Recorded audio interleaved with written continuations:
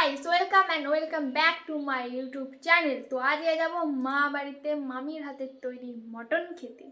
তো আমার ফেসটাকে ইগনোর করে যাও, আমি সবে স্নান করে উঠেছি, ঠিক আছে? তো চলো মামা বাড়ি গিয়ে কথা হচ্ছে। তোমাদের তো মামি তারপর ডিটেলসে সব বলবেই, তো চলো দেখতে থাকো। হ্যালো বন্ধুরা, গুড ইভিনিং। তোমার সবাই কেমন আছো? আশা করি ভালোই আছো। আমিও ভালো আছি। আবার চলে আসলাম নতুন একটা ভিডিও নিয়ে তোমাদের সঙ্গে। নিয়ে এসেছি মাটন, তাই তো? মাটন রান্না করব। তো তার জন্য আমি সব কিছু প্রিপারেশনটা করছি, সব কিছু রেডি করছি। এই দেখো বড় বড় পেঁয়াজ, দেখতে পাচ্ছ? বলো কে কে কমেন্টে জানাবে। পেঁয়াজ কাটতে গেলে চোখে জল আসে, একমাত্র আমি আছি আমার চোখে জল আসে না, ঠিক আছে? তাহলে বুঝতে হবে আমি কী জিনিস, তাই না বন্ধুরা? আর বন্ধুরা এই দেখো, দেখতে পাচ্ছ প্লাস্টিকেরটা কেমন কালো কালো, তো তাই জন্য বোঝা যাচ্ছে এটার মধ্যে কি আছে বলো তো তোমরা। এটার মধ্যে মাটন আছে, মাটন।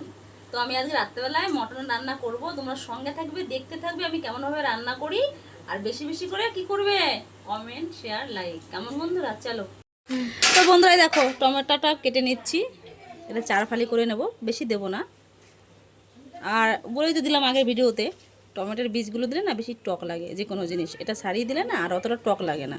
হালকা পরিমাণে টক হবে তবেই ভালো লাগবে, বেশি পরিমাণে টক হলে কোনো কিছুই খেতে ভালো লাগে না। আবার অনেকে দেখবে খাবারের মধ্যে না চিনি বেশি মিশায়, কিন্তু অনেকে আছে হয়তো পছন্দ করে, লাইক করে। আমি করি না বলে যার কেউ করবে না সেটা বিষয় নয়, কিন্তু সব কিছুতে একটু সামান্য সামান্য চিনি দিলে একটু কালারটা ভালো করে। টমেটো দিয়ে দিচ্ছে দেখো। আর মাটনের মধ্যে, আর যেহেতু মটনের ক্ষেত্রে কি হয়, রসুনটা বেশি চলে, রসুনটা বেশি দিলে ভালো হয়, একটু গোটা গোটা রসুন থাকবে। ও তো তারপরে মামি এখানে একে একে করে আলুগুলোকে কেটে নিচ্ছিল। তো তোমরা দেখতেই পাচ্ছ এখানে আলু কেটে নিচ্ছে। তো তারপরে এই দেখো মাংসতে দেওয়ার জন্য, তারপরে এগুলোকে পেস্ট করতে দেওয়া হবে, সেই জন্য এগুলোকে মিক্সির কাছে নিয়ে গেলাম এগুলোকে পেস্ট করার জন্য। তো এগুলোকে অল্প অল্প করে মিক্সিতে আমি দিয়ে দিলাম। তো মিক্সিতে অল্প পরিমাণ জলও দিয়ে দিলাম ভালো করে পেস্ট হওয়ার জন্য। তো তারপরে এই দেখো পেস্ট হয়ে গেছে, তোমরা দেখতেই পাচ্ছ। চালটা এখন দেবো, ঠিক আছে? তোমরা খাবে তো ওই জন্য বেশি বেশি করে চাল নিয়েছি, ঠিক আছে? তোমরা চলে আসবে রান্না হয়ে গেলে, ঠিক আছে? বুঝতে। তো তারপরে এই দেখো মটনটা, এখানে 2 কেজি মটন আছে। তো তারপরে মাংসের মধ্যে এই মশলাগুলো ব্যবহার হবে। তো তারপরে এখানে জল গরম করা হচ্ছিল হাঁড়িতে, আর এই কড়াইতে তেল গরম করা হচ্ছিল তেল দেওয়ার জন্য। তো তারপরে দেখো কড়াইতে তেল দিয়ে দেওয়া হলো। তো কড়াইয়ের তেল গরম হতে হতে কড়াইয়ের মধ্যে এরপরে আস্তে আস্তে আলু দিয়ে দেওয়া হবে, ঠিক আছে বন্ধুরা? তোমরা দেখতে থাকো। তো বন্ধুরা তেলটা গরম হয়ে গেছে, আমি তেলটা দিয়ে দিয়েছি আর আলুটাও দিয়ে দিয়েছি। তার মধ্যে আমি এবার একটু নেড়ে চেড়ে নেবো। বন্ধুরা এই দেখো আলুটা আমি নেড়ে চেড়ে নিয়েছি, এবার আমি পরিমাণ মতো একটু লবণ দিয়ে দেবো আলুর মধ্যে। যেহেতু আলু পিসটা একটু বড়ো বড়ো করেছি তার জন্য আলু লবণের পরিমাণটাও একটু বেশি দিয়ে দিলাম, ঠিক আছে?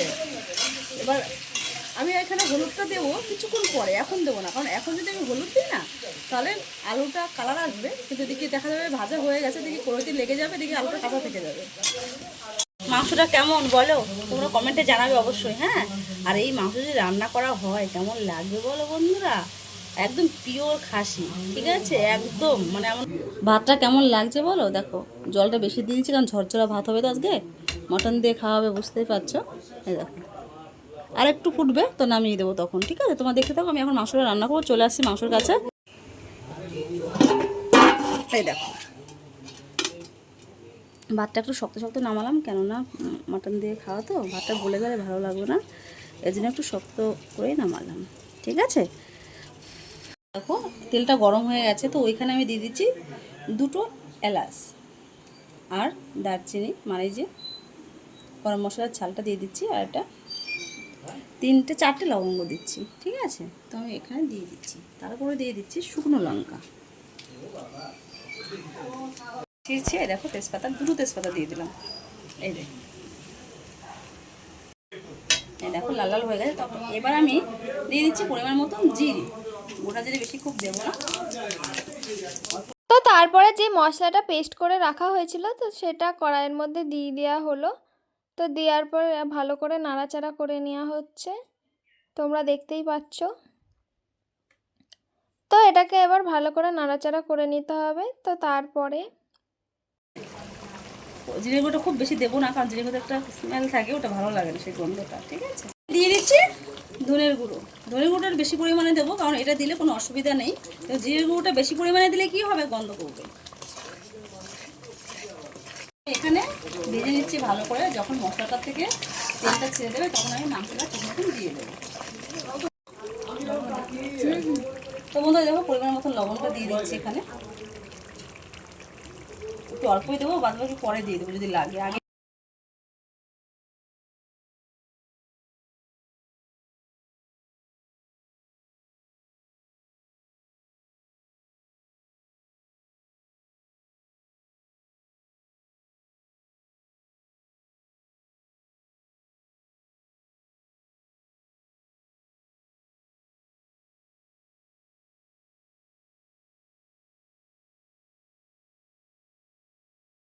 তো তারপরে এর মধ্যে লঙ্কার গুঁড়ো ব্যবহার করা হলো। তো তারপরে দেখো কালারটা কেমন আসছে। দিয়ে দিয়েছি এখানটায়। তো বলো কালারটা কেমন চলে এলো, ভালো আসছে না? দেখতে কেমন লাগছে বন্ধুরা, কমেন্টে জানিও কিন্তু কেমন। তোমাদের মতন তো ভালো পাই না, কিন্তু চেষ্টা করি তোমাদের মতন করার। আমার অনেক বন্ধুরা আছে, বান্ধবীরা আছে যারা অনেক ভালো রান্না করতে পারে আমার থেকে ভালো, কিন্তু আমি তো চেষ্টা করি যদি একটু ভালো করতে পারি তোমাদের মতন। দিয়ে দিলাম কাশ্মীরি লঙ্কার গুঁড়োটা, কালারের জন্য দিয়ে দিচ্ছি। আর একটা কথা, তোমাদের মতন ভালো পারি না, কিন্তু আমি চেষ্টা করি করার আর তোমাদের সঙ্গে শেয়ার করার। যদি এটা কি গোটা রসুন আমি কেটে রেখে দিয়েছিলাম সুন্দর করে সাইজ করে, তো এটা আমি এখন এখানে দিয়ে দেবো। মাটনের হচ্ছে মশলাটাই নেই, মশলাটা যদি ঠিকঠাক না হয় না তাহলে আর মাংসটা যদি না ঢুকে খেতে ভালোও লাগে না। তো আমি একটু নেড়ে চেড়ে নেবো। এবার তেলটা যখন বেরিয়ে যাবে মশলা থেকে তখন আমি মাংসটা দিয়ে দেবো, কারণ তখন মশলাটা পুরো হয়ে যাবে, তেলটা ছেড়ে দেবে, তখন তেলটা ছাড়বে। দেখো আমি এখন মটনগুলো দিয়ে দিচ্ছি, তেলটা ছেড়ে দিয়েছে যেহেতু মশলাটা কষা হয়ে গেছে, তো আমি এবার মটনটা দিয়ে দিচ্ছি। ঠিক আছে, আঁচটা কমিয়ে নিয়েছি দেওয়ার সময়, কেননা মশলাটা লেগে যেতে পারে।